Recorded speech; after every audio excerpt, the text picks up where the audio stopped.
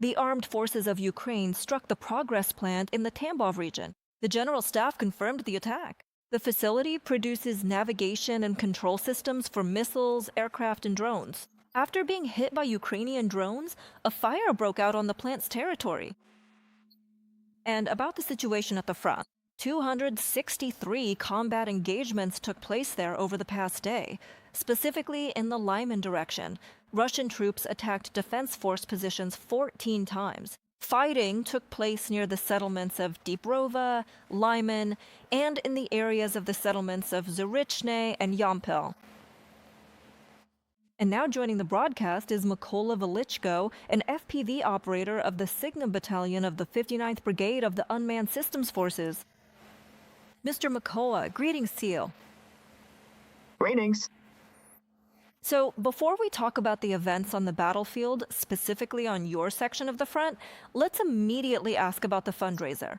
Our viewers have already seen on their screens the QR code, the card number, and the traditional yellow and blue ribbon, which shows the fundraising goal. It's $600,000. And how much has been collected so far? 78%. A little more needs to be collected. And you are raising money for drones. Please tell us in more detail. Which ones exactly? Yes, we are raising money for drones, for FPV drones on fiber optics. These drones, this amount will allow us to buy, even if not a small number of these drones, but in the hands of our pilots, these drones will bring a good result. And there's no such thing as too many drones. There are never enough of them. So, friends, you heard it. We are raising money for drones on fiber optics.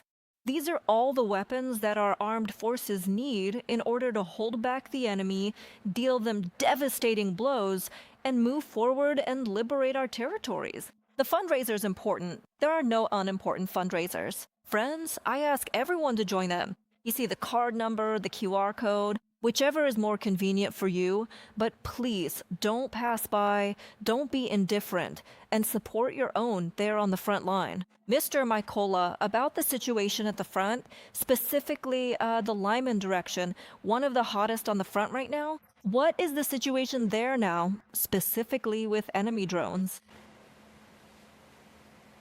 The enemy does not give up attempts to enter Lyman itself and bypass them. Bypass Lyman from the flanks, isolate Lyman itself. I understand they set a goal to reach the boundaries of the Siversky Donets River. And fighting is going on in the settlement of Yampel. The enemy is actively not pushing, but wants to infiltrate towards Dibrova and Ozerny. They're failing at it, taking massive losses. As for what else they use, they're actively using aviation, KAB strikes, and drones. Drones of all types, actively scouting our positions and trying to hit something. And if you compare it to previous periods, do you notice the enemy becoming more active? Yes, there's a lot of foliage now, and the enemy has resumed infiltration attempts with small infantry groups. They're trying to seep through our battle lines into our rear, but they're not succeeding. We don't let them build up a certain number of personnel for further assault operations. We detect and destroy them. And what role do FPV drones play today in repelling enemy assaults and attacks? What role? Well, I think it's one of the most important roles, specifically in hitting enemy manpower. FPV drones, heavy drones that drop munitions, and of course reconnaissance. Reconnaissance means Mavic wings. All of this together produces results, specifically the co-cooperation of reconnaissance and strike assets. It's known that the Russians are constantly improving their electronic warfare capabilities. How much does this complicate the work of our drone operators? How do you have to and manage to adapt to those changes?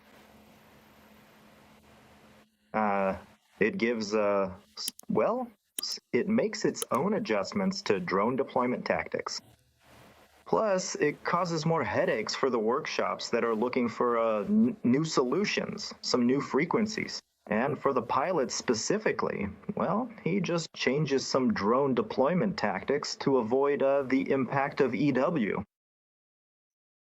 I'm addressing the viewers now. Friends, you just saw we're showing you the air raid alert map, and you saw that the alert has expanded. The Air Force of the Armed Forces reports a threat of ballistic weapon use from the east. Also, enemy drones are heading towards Dnipro and Zaporizhia. Enemy drones are also in the airspace of the northern regions. Friends, it's an alert, which means you should go to a shelter. This is primarily for your safety, the safety of your loved ones. So please, head to safe locations immediately. Mikola, are you with us? Yes. Right, I'll just remind everyone that our fundraiser is ongoing. Of course, the air raid siren, it slows down, the flow of donations because people head to shelters, they can't watch our broadcast, but 5,000 hryvnias have already been sent to us, and I'm grateful to each and every one of you for your donations. Believe me, you've done a great thing today. You've supported our troops, you've given them a bit more capability and strength and protection on the front lines. I'd like to add something about FPV drones. How has the tactic of using these weapons against the enemy changed over the past year? What new approaches are the Russians using for strikes? What new measures, perhaps, or tactics for using these drones? No new tactics have been observed. What we've seen is them scaling up. So what they're doing right now is they're actively using FPV drones, to mine and monitor supply routes. And they're also setting up these pretty elaborate ambushes. And let's say they're even running these so-called free hunt missions. Basically, they're just out there looking for pilot positions, any camouflaged equipment they can spot, our artillery placements, and really anything else that might be of value. Honestly, there's nothing particularly new about these tactics, but what's different now is that they're really scaling this whole process up, making it much more widespread and systematic than before. So yeah, that's the current situation. And how important is the coordination between recon and strike drones today? And how quickly can you go from spotting a target to actually hitting it? If we're looking specifically at targeting personnel, then it depends on the situation. You might be sitting in an ambush right near the line of contact. As soon as a Mavic drone spots the enemy, your flight time is like 1 minute or 30 seconds. Or you might be sitting right by the spotted enemy, and the time depends on where the weapon is located, how far from the enemy. From 15 to 20 minutes down to 30 or 20 seconds. Mikola, you're an FPV operator, so you, more than anyone, know well what's key to skillfully using this tool in your hands, this controller, to hit the enemy on the battlefield. So, does your reaction speed matter here? Is it technical training, staying calm under fire, or the ability to work as a team? Everything you've listed here are absolutely the key factors that play a crucial role. I would only add perhaps an analytical mindset, one that really helps us break down complex problems, and let's say a creative approach to the work we do every single day. These qualities, when combined, truly make a difference in how effectively we can achieve our goals and overcome challenges. Thank you for joining us on the air today. Mikola Velichko, an FPV operator with the Signum Battalion of the 59th Brigade of the Unmanned Systems Forces, was joining us live.